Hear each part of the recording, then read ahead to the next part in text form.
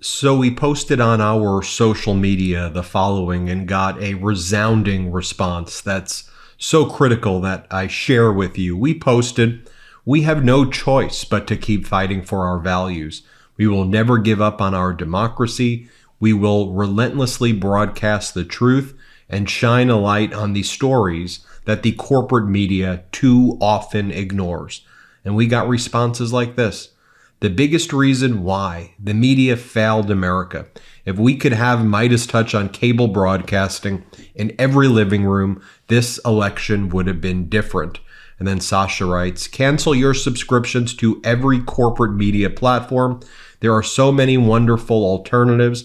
Punish these people for their sane washing." And perhaps calling it sane washing was not enough. I mean, it was outright propaganda. And as we watched CNN, MSNBC, NBC, CBS, ABC, the entire thing was just elevating Donald Trump's platform and normalizing it. And so here at the MeidasTouch network, we've built the infrastructure for the future.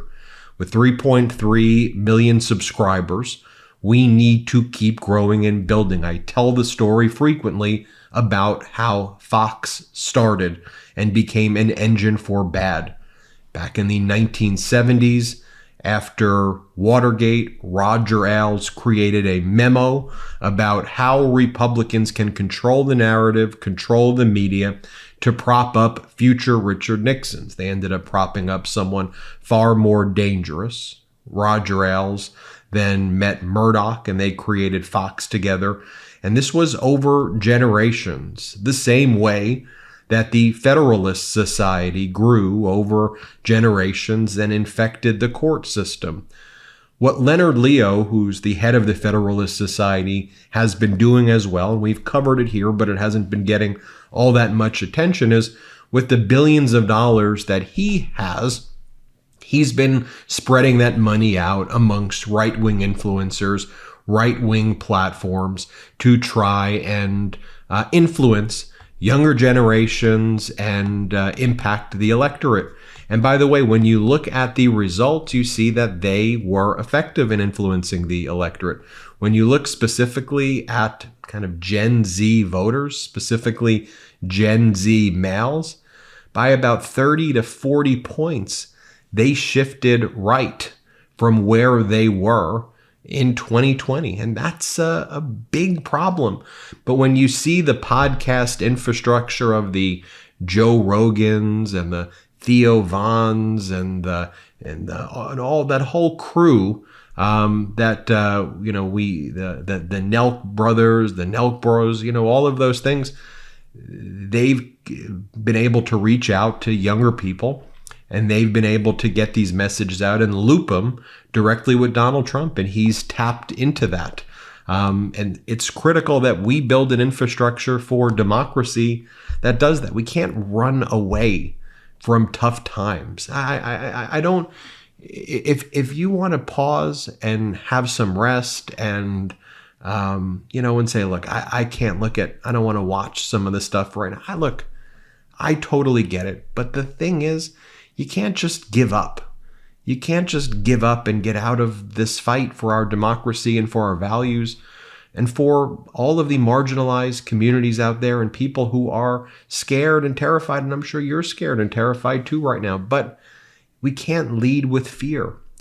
And we have to just work each and every day. You still built this incredible platform that we have here, and we could keep on growing this platform together. That's what we're going to do. As this Blank Slate account says, it goes, the media ecosystem, they say, was one of the biggest factors in Trump's victory. They say it's the big driver. Dems had no media that represented 81 million that voted for Biden. We will have lost about 7 million because of it when we should have gained. A normie center type of media needs to buy out or take over MSNBC and deliver center-left Dem programming and talk to non-college voters as well. The Dems are a party for the greater good, and there's no narrative why that's a good thing. And look, I think with our platform here, we did everything that we could to get out that message, but we were one voice in a myriad of of right-wing chatter and ecosystem. And we just have to keep growing. I mean, it's a setback for sure, but you can't just stop. Bernice King wrote the following: "If I can embrace each of you who are facing being more vulnerable with less rights, I would. These words from my father encourage me to look up and keep fighting for freedom, democracy, in a world where injustice ceases and love prevails.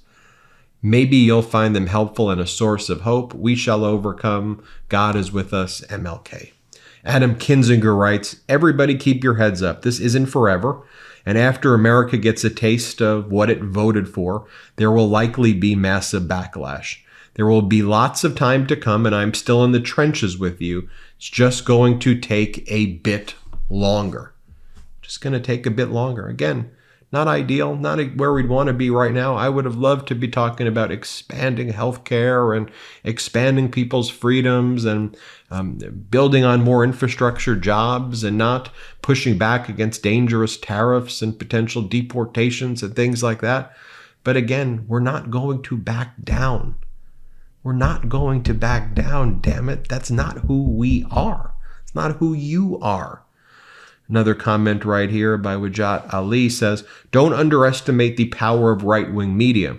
Many of our fellow Americans live on Earth 3. There's a reason Dana White got a shout out to Rogan and Theo Von. Democrats and liberals have no counter." It's why we have to keep on building this counter. John Cooper says, "I blame the election results in large part on massive misinformation and disinformation spread by the mainstream media and social media.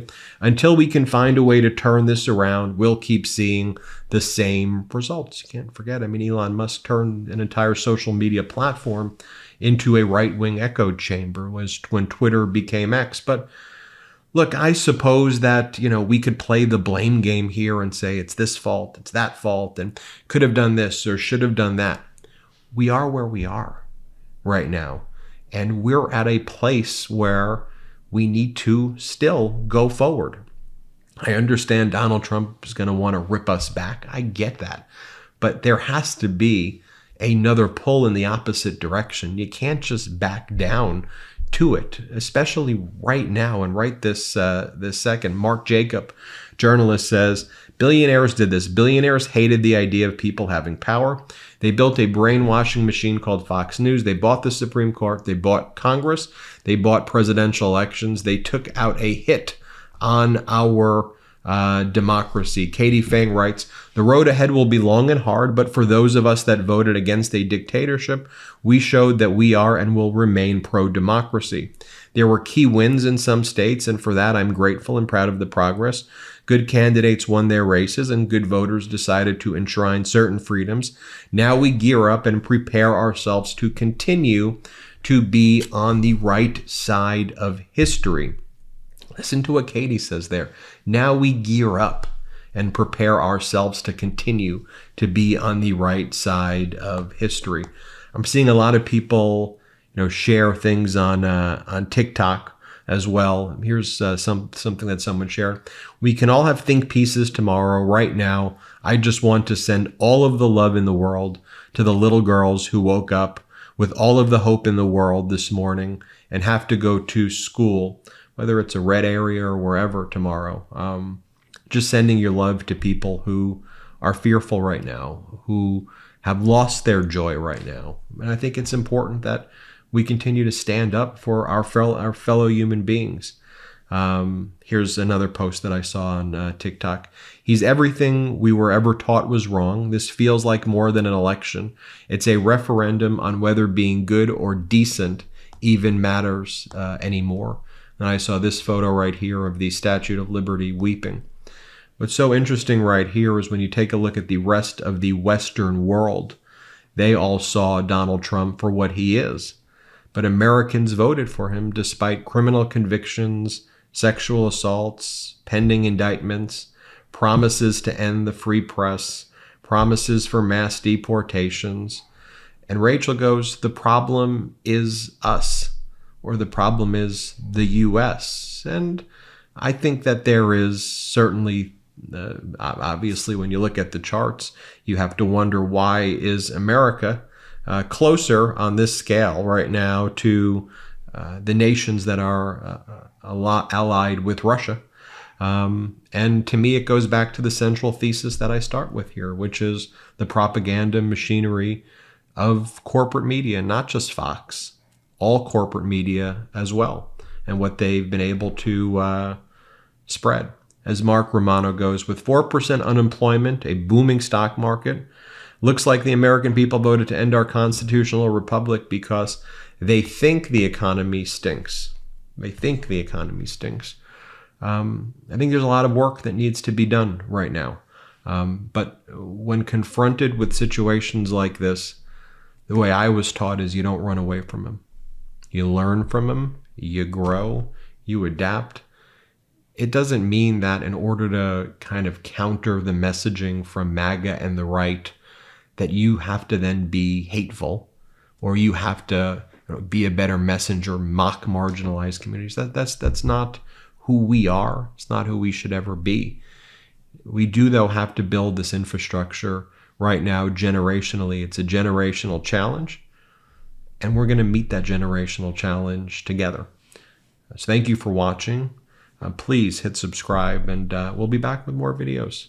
Programming continues as usual. Real quick, Meta just changed their algorithm to suppress political content. Please follow our Instagram @MeidasTouch right now as we head towards 400,000 followers so you don't miss a beat.